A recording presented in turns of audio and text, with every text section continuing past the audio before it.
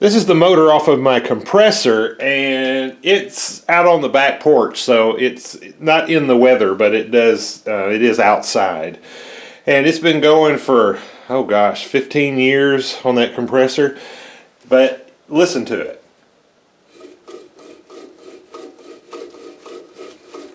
So I think the bearings have got to be replaced in it. It squeals periodically when you run it. So I'm going to tear this down and get some bearings for it, and we'll get it replaced.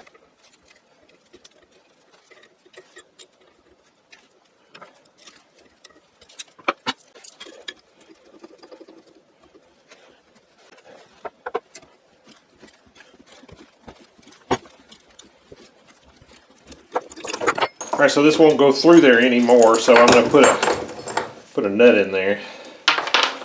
It'll let me push it a little farther.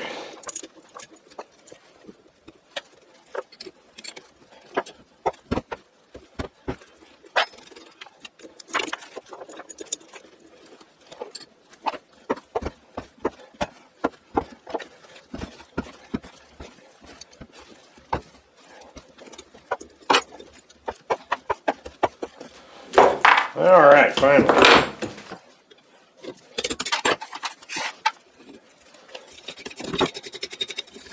Just cleaning that up so it'll go through that bearing when I pull this cap off.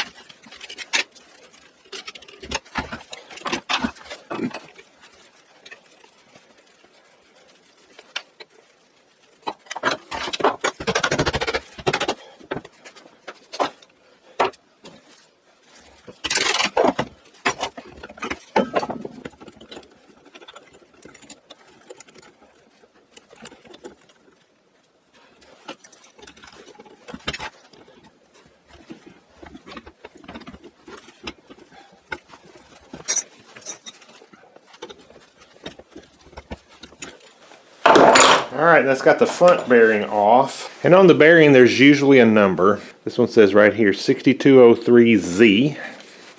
Now if you can't find a number on these, you can measure them. Measure the inside diameter, the outside diameter, and the thickness, and you'll be able to find one that'll fit.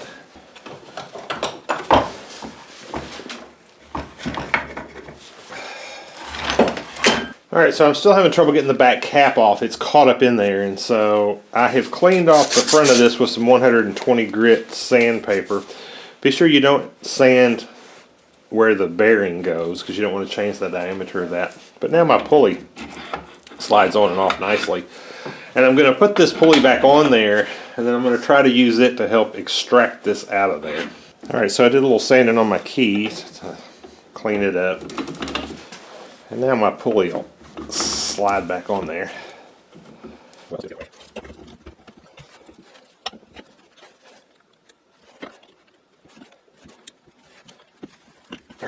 Okay, so normally this armature just pull right out of that motor, but I've dangled it down in there from the pulley in a pickle bucket, and so now what I'm going to try to do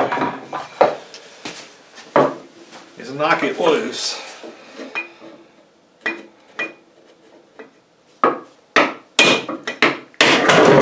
There it went. Hopefully you won't have that trouble. Alright, so that's got our armature out of there. Okay, so as you can see, the tools are piling up.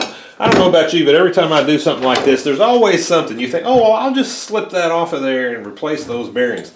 And there's always something that hangs you up, and then you wind up with a pile of tools laying around trying to get stuff accomplished. Okay.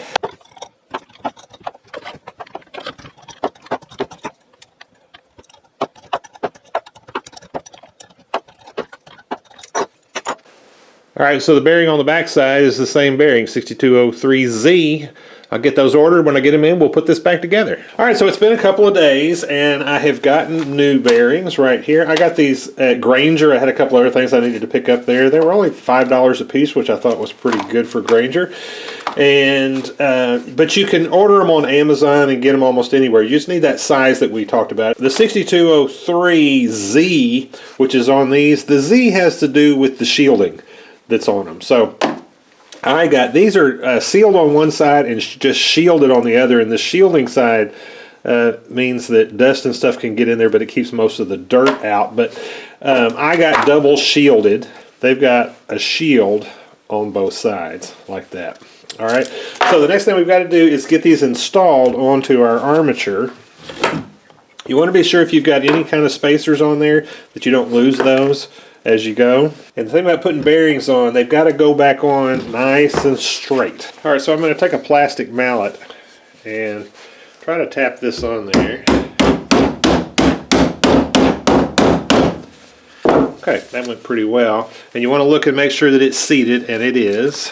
So we're going to put this on there, and we've got to drive it on. Now, we don't want to hit it on the sides. We want to go straight down on this center part right here. And the easiest way to do that is get you a socket that fits that right there. And we'll slide over.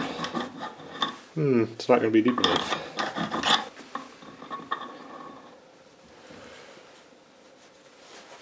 But what we can also do is put our old bearing on there like that, and then put our socket on and give it a tap.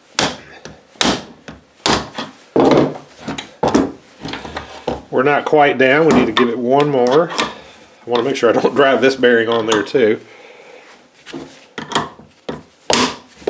Now we're seated firmly right there, and this bearing is not seated on there. All right, so this is ready to go back into the motor. Now, the reason that this was stuck was it had that shielded bearing in it, and the shielding allowed some grease to leak out, and the grease had stuck it in there. So I'm going to get a little bit of mineral spirits and a paper towel, and I'm going to clean all that out of there. Just take a little mineral spirits or paint thinner.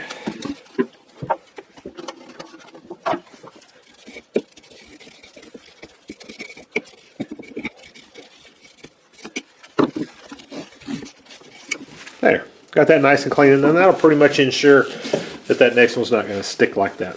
Now we're going to start by putting the back end on. We want to be careful we don't damage this as we come in. Line that bearing up in the cup and just push it forward.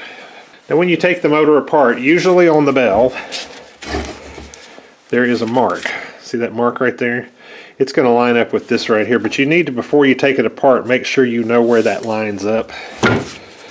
And if not, you can, if yours isn't marked like that, you can just scratch a line on there so that you'll know how to line it back up. All right, we're just going to give this a little tap with a plastic mallet. And we just got to do the front. See, this one's got a little spring in the front, and then again, this one has gotten a little bit of grease in there that came around that shield, and so I'm going to clean that up and be right back. All right, so you can see that's nice and clean now, and then we're just going to replace it on the motor.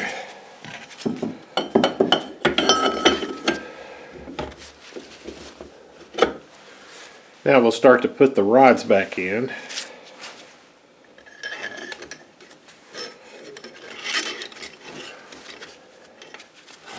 They come right out the back like that. We put the nut back on. All right, take a little persuasion to get those back through the holes.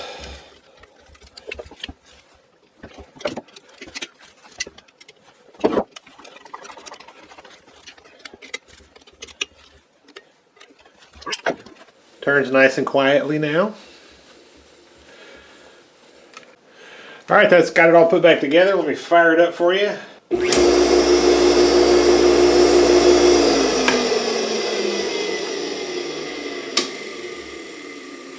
There you go, it's running like a champ. You can hear that centrifugal clutch going in and out in the back. All right, well, I hope this was helpful to you. Thank you for watching.